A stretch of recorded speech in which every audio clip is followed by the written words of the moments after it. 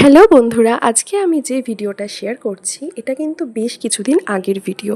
আমার মেয়েটা তখন বড্ড ছোট ছিল, তাই আমি ভিডিওগুলোকে এডিট করতে পারিনি, যার ফলে আর শেয়ারও করা হয়নি। তো আজকে আমি বেশ অনেক দিন পরেই ভিডিওগুলো খুঁজে পেলাম, পুরনো ভিডিও। তো তোমাদের সাথে শেয়ার করি, চটপট চলো। এই ভিডিওটা বেসিক্যালি আমি করেছিলাম মাইসোর বেড়াতে গিয়ে, মানে ব্যাঙ্গালোর থেকে যখন আমরা মাইসোর গিয়েছিলাম সেই ট্রিপের ভিডিও ছিল এটা। তো যেহেতু তখন অতটা ব্লগ বানাতাম না, তাই জন্য খুব ছোট ছোট কয়েকটা ভিডিও ক্লিপ আমার কাছে ছিল এবং সেগুলোকেই এডিট করে আমি ভিডিও তৈরি। তো আমার মেয়ের তখন বয়স ছিল মাত্র 2.5 মাস। তো ব্যাঙ্গালোর থেকে আমরা ভোর ভোর করে বেরিয়ে পড়েছিলাম ছোট্ট 2.5 মাসের বেবিকে নিয়ে।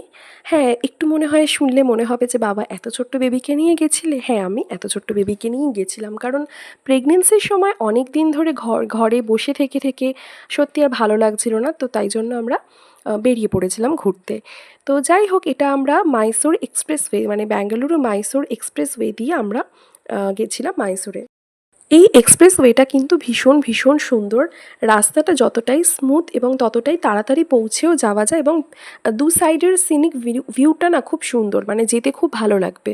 তোমরা যদি কেউ ব্যাঙ্গালোর থেকে মাইসোর যাওয়ার প্ল্যান করো বাই রোড, তাহলে কিন্তু অবশ্যই করে তোমরা এই ব্যাঙ্গালুরু মাইসোর এক্সপ্রেসওয়ে দিয়েই যেও। এই দেখো আমার ছোট্ট পুচকেকে, তখন একদম ছোট্ট গুটিসুটি মেরে থাকতো কোলে। আর আমিও কিন্তু তখন বেশ মোটাসোটা, মানে হেলদি ছিলাম, যেহেতু আফটার ডেলিভারি যেরকম হয় আর কি। তো যাই হোক, এই দেখো রাস্তাটা কতটা সুন্দর, কতটা মানে দুপাশের ভিউ, ছোট ছোট পাহাড় ঠিক না, টিলা গাছপালা, খুব সুন্দর, মানে যেতেও খুব ভালো লাগবে এবং ভীষণ কম সময়ে পৌঁছে যাওয়া যায়। আগেরবার যখন মাইসোর গিয়েছিলাম তখন যে রাস্তাটা দিয়ে আমরা গিয়েছিলাম, তখন এই মাইসোর এই এক্সপ্রেসওয়েটা তৈরি হয়নি, যার জন্য যে রাস্তাটা দিয়ে গিয়েছিলাম এত ভাঙাচোরা এবং এত বাজে রাস্তা ছিল যে বলার নয়। তো এই রাস্তাটা হওয়ার জন্য ভীষণ সুবিধা হয়ে গিয়েছে।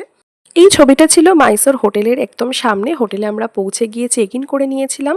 তো এটা ছিল আমাদের রুম। হ্যাঁ, আমি আমার হাজব্যান্ডকে বলে দিয়েছিলাম রুমের একটা ভিডিও করে রেখো, কারণ আমি এটা জাস্ট আমার নিজের মেমোরির জন্যই রেখেছিলাম, কারণ তখন ততটা ব্লগ বানাতাম না। তো আমি যেখানেই যাই সব কিছুর একটু ভিডিও, ছবি, এগুলো সব আমার একটা হ্যাবিট আছে তুলে রাখার। তো এখন সেটাই আর কি তোমাদের সাথে শেয়ার করছি, ব্লগের আকারে একটা ভিডিওকে এডিট করে।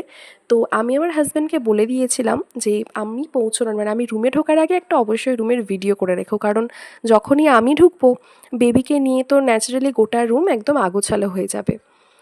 তো এই দেখো অলরেডি আমি ঢুকে রুমটাকে পুরো অগোছালো করে ফেলেছি। এমনিতে আমি ভীষণই গুছোনো, কিন্তু যেহেতু তখন ছোট্ট বেবি তাই একটু বেশি আগোছালো হয়ে গেছে। আর আমার বেবিটা এতটা রাস্তা জার্নি করে এসে এই যে এসি চালিয়ে দেওয়া হয়েছে এবং উনি ঠান্ডার মধ্যে আরাম করে ঘুমিয়ে পড়েছেন।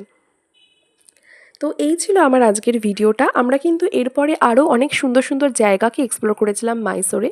আমি সেগুলোকে ছোট ছোট করে ভিডিও যেহেতু আমি নিয়ে আসবো তোমাদের সাথে শেয়ার করব।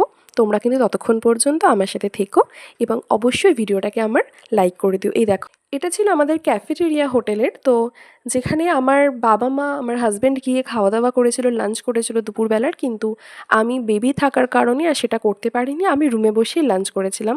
তো বললাম যেহেতু ভ্লগ বানাতাম না, তাই আমার কাছে সেরকম ভিডিও নেই। তো এটুকুই শেয়ার করলাম। অবশ্যই আমার পরের ভিডিওটাতে চোখ রেখো।